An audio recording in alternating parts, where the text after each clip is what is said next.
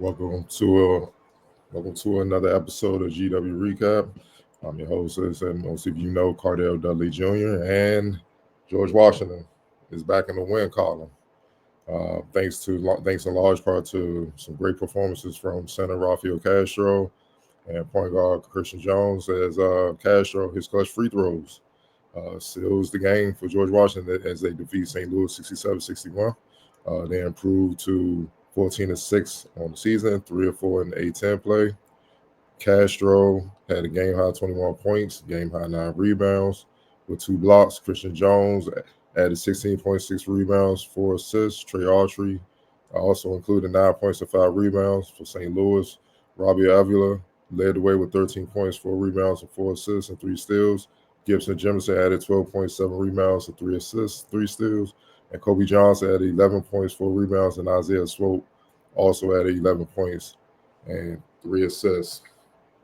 Listen, tale of two halves, especially for George Washington. The big story in this game is honestly George Washington's first half defense.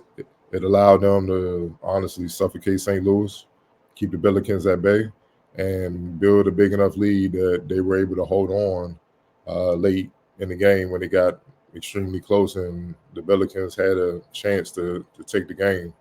GW held St. Louis to 22 points in the first half, 31% shooting from the field, 14% shooting from the three-point line. And on top of that, the Billikens, they only attempted 4 free throws. They made 2 of them. At Robbie Avila, he came into the game leading scorer for St. Louis, averaging 18.4 points. Gibson Jimerson, their sniper, he was second on the team, was averaging 17.5 points, and Isaiah Swope came in also averaging 17 points. None of the three got close to that. Avila got a few late buckets to kind of make it, get him closer to his average, but for the most part, none of them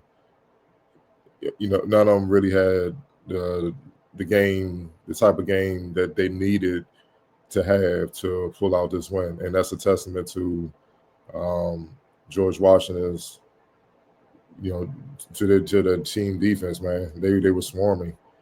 Castro took it to Avila in the first half, and that he scored. I think he scored GW's first 6 out of their first 8 points. He scored like 6. He's far more athletic than Avila, so he was beating him down the floor, taking him off the bounce.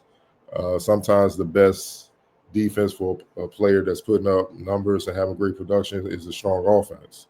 And they took it to Avila, which put him on his heels because you don't see a lot of teams attack him like that. They don't have the talent up front to attack him like that. And you could tell that, he was kind of put on his heels a little bit, and he had to adjust. And it wasn't just Castro. Obviously, his length and athleticism bothered Avila on both ends. But it was GW. They were swarming. Their guard play, Christian Jones, who, in my opinion, is becoming one of the top point guards, even though he's a freshman, redshirt freshman. He's becoming one of the top point guards in the conference, man, because of the variety of things he can do on the floor. Score from all 3 levels. Rebound. We all know he's a great playmaker, but he's also a smart, sound, savvy defender as well. You got to be careful when he's around. He'll come out of nowhere and steal the ball, not just when he's guarding on the ball, also when he's digging down on the base like Avila. When he's digging down, when you're driving to the lane and he slides over to cut you off and to help out. He has active hands and he's crafty. He's smart and he knows how to get to the ball without fouling. You know what I mean? So you have to be, but he's not the only one. Trey Autry is a very good defender. So is Jacoy Hutchinson. Sean Hansen, look, he's more in the Avila mode. He's not the most athletic, but he's big, he's strong, and he understands how to be fundamentally sound on that end. Jerome Guggen defend. Darren Buchanan is a versatile defender. Todd Bevins is a defender. Like, you don't really get a break with GW. The only way to loosen up their defense, you have to hit shots. And that's something in the first half that St. Louis just didn't do. So it was easy to key in on their key guys and, hold them at bay, man. And, it's just It was just a testament to the game plan from GW. Uh, Castro started the game with 8 points and three rebounds to set the tone. And with him finishing inside and rebounding the ball, the Billikens defense got sucked in, and then that opened up room for GW to try to get some shots on. Christian Jones, man, he just continued his stellar all-around plays, the floor general, as I spoke about earlier. For the Billikens, the only one that could generate some type of offense was Isaiah Swopes, their point guard. He scored 8 of their first 10 points. They only scored 22 in the first half. Speaks volumes, man. And Trey Autry, he only had 9 points in the first half and finished with 9 for the game, but they were huge. At the end of the game, it was kind of a surge to kind of really get their lead up to par. He had a dunk where he cut to the basket, caught a body, and then he had a triple to end the first half. Again, Christian Jones facilitating, giving him the ball where Trey Autry likes it, get right into his shot. As I believe it was Swopes closing out to try to contest the three. Trey Autry shot it perfect with the perfect arc, and it fell right through the net at the end of the first half, and that put GW up 36-22. Now in the second half, you know what I mean? Things were a bit different. You know what I mean? In the second half, Swopes and Kobe Johnson came out in the second half kind of, warming up. They started hitting a couple shots. And that kind of, I won't say it took all the momentum from GW, but you could sense that St. Louis was coming alive. You know what I mean? And it was a forecast of what was to come. And it eventually came. Christian Jones and Rafael Castro, they continued at high level of play in various ways, rebounding, scoring, defending.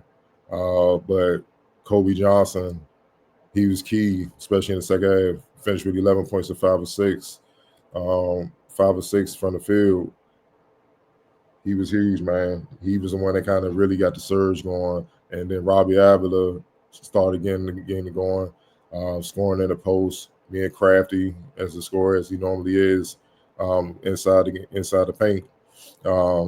They even made, and that led to the Billikens making a late run to where they actually got the lead from double digits and cut it down to 3 with Gibson Jefferson when he hit a 3-pointer, which made it 64-61. But Darren Buchanan got the key offensive, well, not the key offensive, key defensive rebound.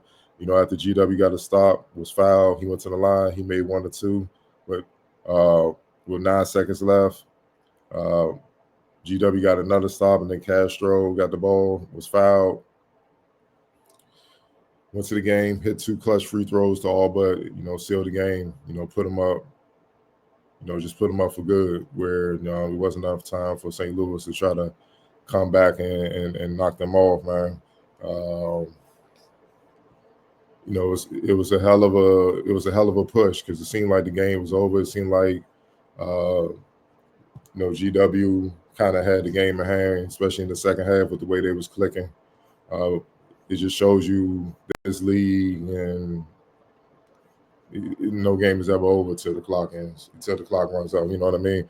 In the second half, St. Louis finished with 39 points in the second half on 16 to 28 from the field, 57% from the field, and still didn't shoot the 3-ball well, but they had enough to make it a game. They were 4-14. Then they were 3 of 3 from the free throw line, but the 57% from the field just shows you the difference.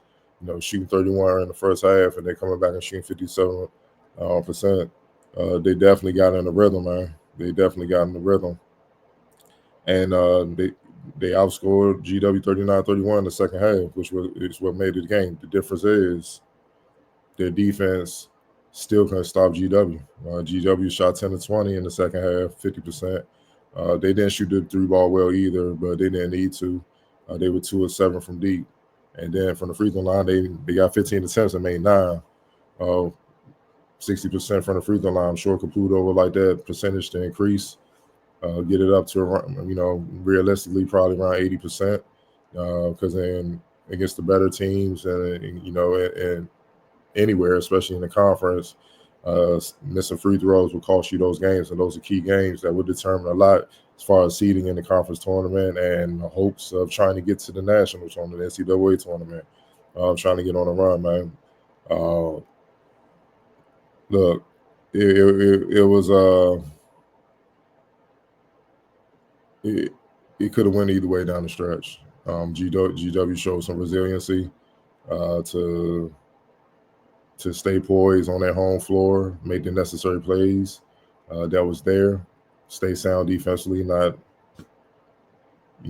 pick up any silly fouls, especially like I like say a 4-point play when Gibson Jefferson got loose and made that three. Uh, and then they rebounded the ball, and then when they needed to, they hit the free throws to seal the game, man. But all in all, hell of a game. Again, Castro, he was a monster tonight, 21 on 9 of 11. 3 or 5 from the line, 9 rebounds, 2 blocks, 33 minutes.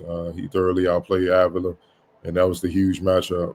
Um, Not only did he contain Avila, he exceeded his production for the season. He came in averaging 11.9 points, uh, 8.9 rebounds. He got his rebounds, which is pretty much on par, but he stepped it up, damn near double his scoring output for the year. So he did his thing.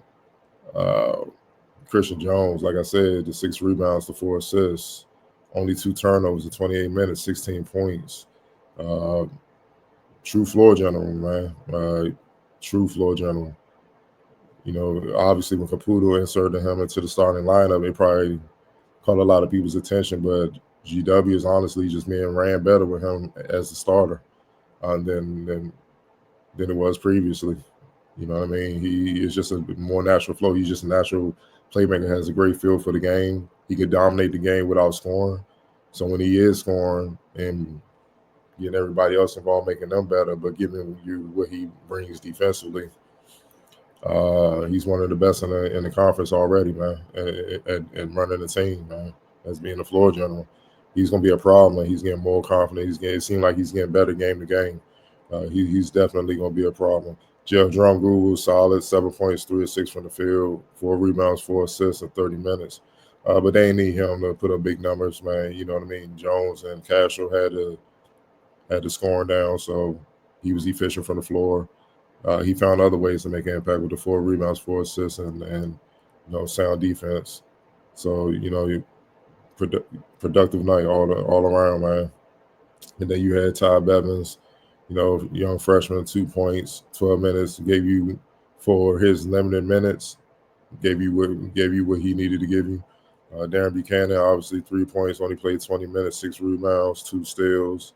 Uh, Obviously, he's their leading scorer. I think he's still trying to find his rhythm coming back from injury, so to speak. Not trying to rock the boat, trying to force things, if that makes sense. But they're going to need him to kind of be Darren Buchanan eventually as far as scoring if they're going to make the type of run that they want to make, not just in the A-10 regular season, but when the conference tournaments start. They're going to need him to be himself. Like again, Ja'Cory Hutchinson, solid in the amount of minutes, 12 minutes, 3 points, 3 assists, 2 steals, productive in his limited amount of minutes. And the young freshman Nessa, 2 points, 2 free throws in 2 minutes. Made an impact while he was in there, and that's all you can ask for at this point, man. So GW outscored St. Louis 40-32 in the paint. Fast break points, had the edge in that 12-6. Only turned the ball over 12 times. Both teams had 15 assists. And won the rebound battle 36-30 as a team. So all in all, GW pretty much,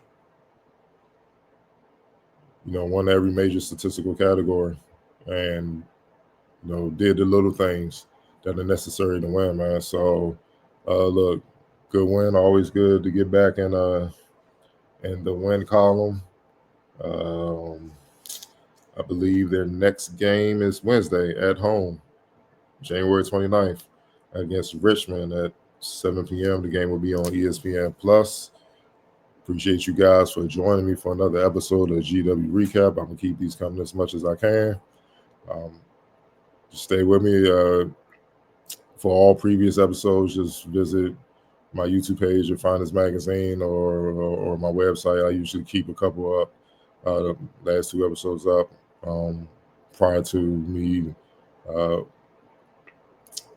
bringing another one to you, after another game. So they're all up on my YouTube page or website if you want to go back and check out previous episodes, man. But again, thank you for joining me, and we'll be back soon. Probably against after the game against Richmond.